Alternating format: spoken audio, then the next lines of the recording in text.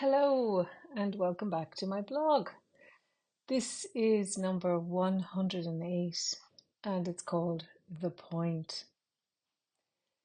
Thanks so much for stopping in today and giving me your attention.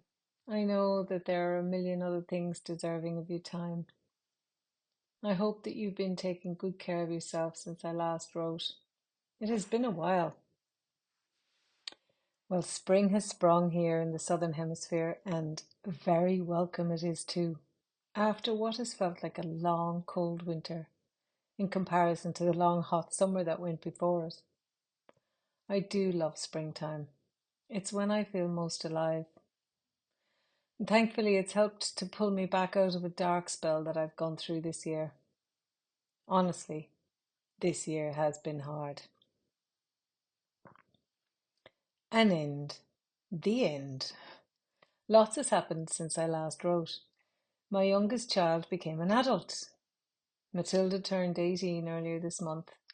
And with that came the realization that my job as a carer and stay-at-home mum is coming to an end, like all good things must.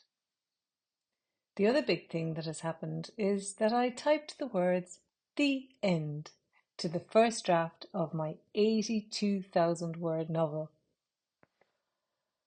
I'm going to let it stew for a while before I tackle draft 2, which will be challenging, to say the least.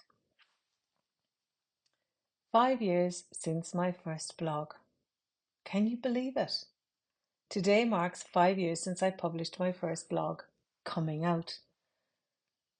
Those 5 years have flown by. If it weren't for the many more wrinkles lining my face and the fact that both my kids are now licensed to drive a car unsupervised, I wouldn't believe that so much time has actually passed. I'm taking this opportunity to reflect on where those years have taken me. By the time I had written Coming Out, I already had close to 5 months of sober living under my belt. And I can remember clearly the feelings of freedom and joy that drove me forward from there. I thought I had nailed it. I thought that the only way was up after having hit rock bottom. And I suppose it was in a way, until it wasn't. I was hopeful and excited about a future without the crippling compulsive behaviours that I'd lived with since I was a teenager. I threw myself at life and welcomed the opportunity of transformation that a sober life offered me. I committed to a life of writing, and I studied for a diploma of counselling while continuing to be the primary carer for my kids, who were just 12 and 14 at the time. I had some articles published in the Irish Times, I did some radio shows, and on a couple of occasions I even stood in front of live audiences and told stories for Barefaced Stories here in Perth. The latter was knee-trembling, heart-stopping stuff that I never dreamed I would ever dare to do. But I did it all with the enthusiasm and energy of a person who felt that she had been given a second chance at life. The hard shell.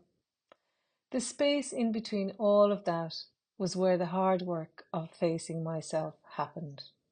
I did this with the support of both counselling and group therapy to help me understand how I had let my compulsive behaviour drag me into the pit of despair that I had ended up in at the beginning of 2019.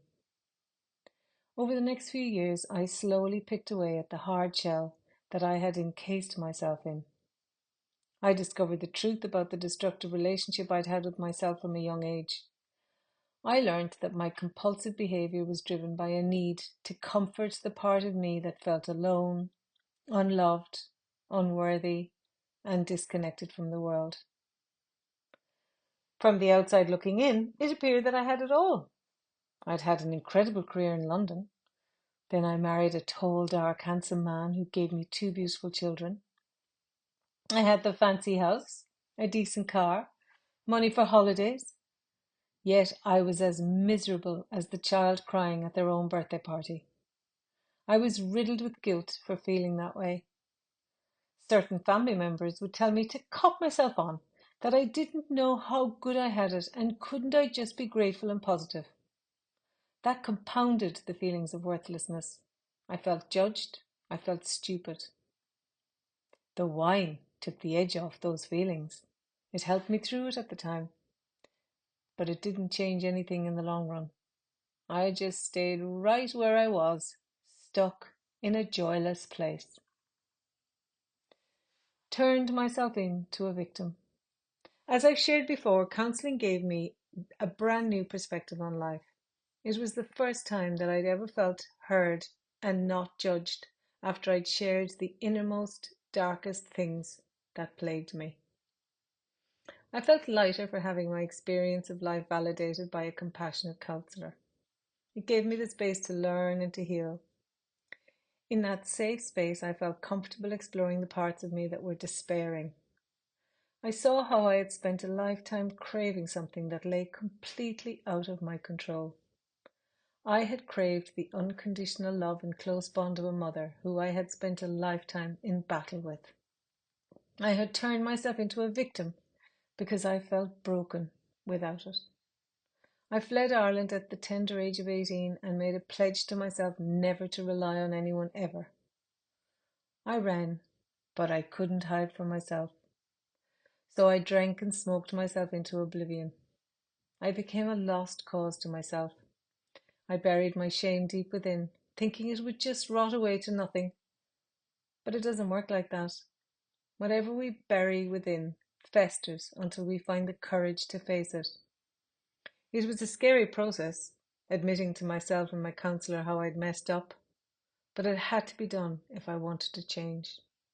And change I did. I found my ability to feel joy naturally without the need to artificially alter the state of my mind with substances. I learned to forgive myself and others. I started to love myself for the first time in my life. I woke up to the wonders of my life and cultivated a deep gratitude for those wonders, the beautiful people and the gift of nature. I worked hard to accept the things I can't change, particularly the way others see me. That is hard. I've reached a place now where I see myself in relation to others as a fine balancing act. I acknowledge that we need each other. We thrive on connection. But I have learned that how we behave is often reflected back to us in the eyes of those we connect with. But at the same time, what others think of us is none of our business. What is our business, though, is what we think of ourselves. It is an inside job. Being sober is not the panacea. The point is that after 5 years and 5 months sober, I can now reveal to you that being sober is not the panacea. Life does not get easier. Suffering is a part of life just as joy is. What does get easier, though, is the ability to access our inner strength to empower us to deal with life's challenges in a life-affirming way. Reaching for a toxic substance is not life-affirming and only puts on hold the inevitable need to face our challenges. We live on a curved planet, so that when we run from our problems, eventually we end up colliding with them. Then what? I am more resilient than I thought. I have finally accepted the diagnosis from my doctor that I am suffering with complex trauma. When I see all the things that I've endured written down in black and white, it makes me realize that I am more resilient than I thought. I am ready to face it all now and continue to heal. For a while I believed that it was too late for that, but springtime has given me the boost I needed to help me out of the darkness towards the light. Quest. On a final note, I was listening to an interview from years back with the brilliant and sadly late Irish writer Edna O'Brien. When asked about why she became a writer, she said, "Writing is caused by some unknown or unnameable conflict or disturbance within one. That includes turmoil, but it also includes quest. There is a quest for something. I am both glad that I have this urgency within me to make out of nothing some little thing." May she rest in peace. And I remain committed to my own quest, I hope that my writing helps you to make sense of things. Thanks for being here. Love from me.